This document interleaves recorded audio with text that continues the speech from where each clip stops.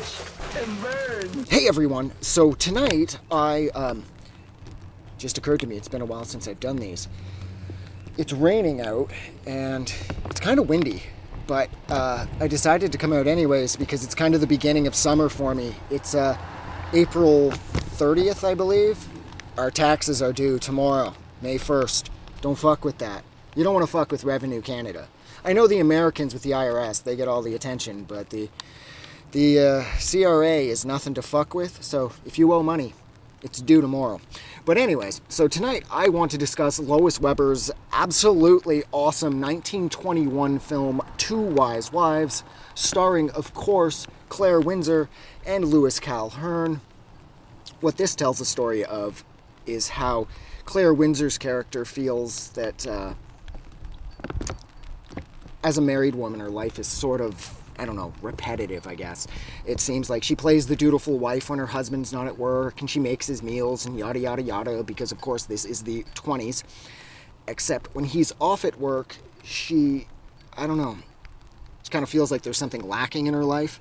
So she's hanging out with her friends, and they're going places, and they're doing things. And one of her friends is actually, if I'm not mistaken, well, I shouldn't say that this character is one of Windsor's characters, Marie, is one of Marie's friends, but Sarah Daly is Claire Windsor's husband, who is David, played by Louis Calhern.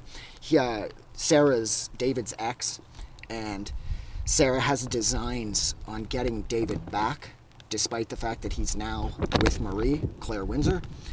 And Sarah is married to a rich older dude who she completely doesn't respect. She plays the part of the dutiful wife in the morning, but throughout the course of the day, she's really just there for his money.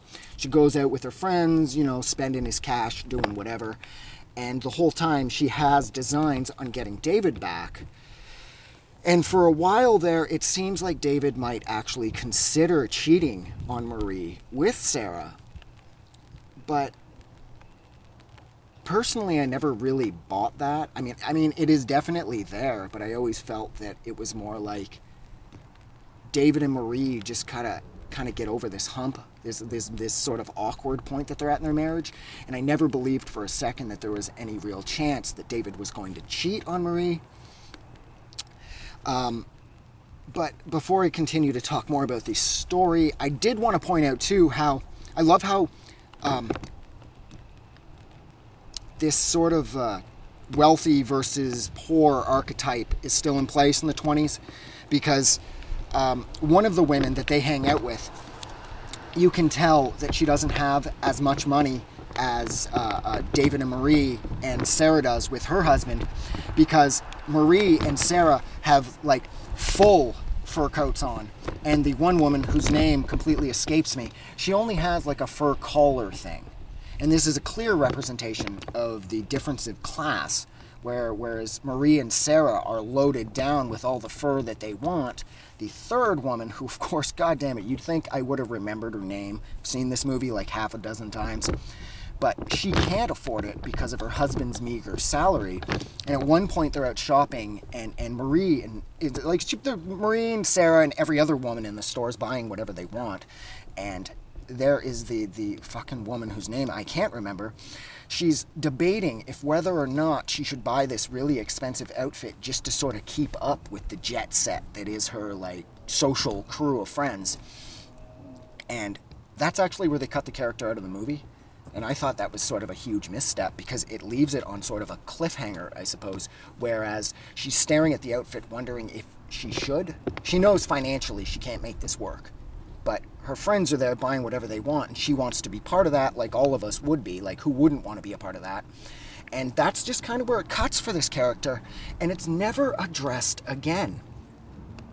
Now, I know movies were just getting up and running in the 20s, but I did find that to be kind of disappointing, because when it left her in the change room with the outfit that she couldn't afford, I just naturally assumed that the movie would be going back to that, but it didn't.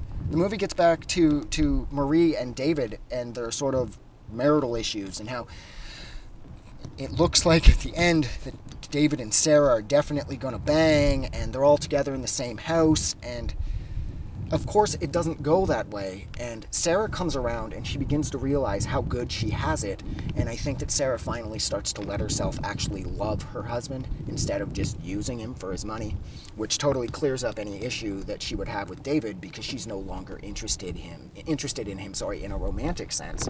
So this clears the road for Marie, to just sort of calm down and sort of get back into the swing of having a good marriage with her husband.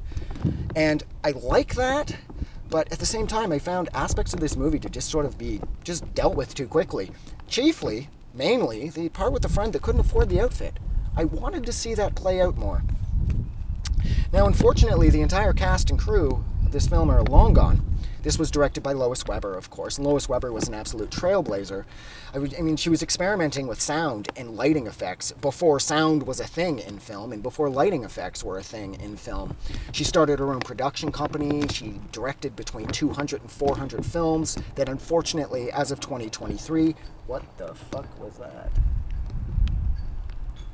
As of 2023, only about 20 of them have been preserved, which is horrible, but at the same time, 20 isn't that bad of a number, I suppose. So even though this movie wasn't perfect, I did like the chances that Weber would take, the cinematography, the direction, everything was as tight as ever, but at the same time, there's some things left unsaid and unfinished. And I wish that had been addressed. But something tells me that considering this movie came out well over 100 years ago, it's not going to happen. So I think I'll leave it there. So thank you so much for hanging out with me for however long it's been while I discussed Lois Weber's 1921 film, Two Wise Wives. Like always, if you like this review, don't forget to do something nice for somebody. But please, most importantly, don't forget that the world is a better place because you are in it. And I'm going to go because I'm kind of getting cold. Have a good night. I just wanted to say thank you for making it through the entire video. I really appreciate it. And I'm going to remind everyone one more time, even though I've probably already done this in the video that you just watched, to please click the like button as well as the subscribe button because it helps this channel grow. And thank you for hitting like and subscribe, and we will see you guys really soon.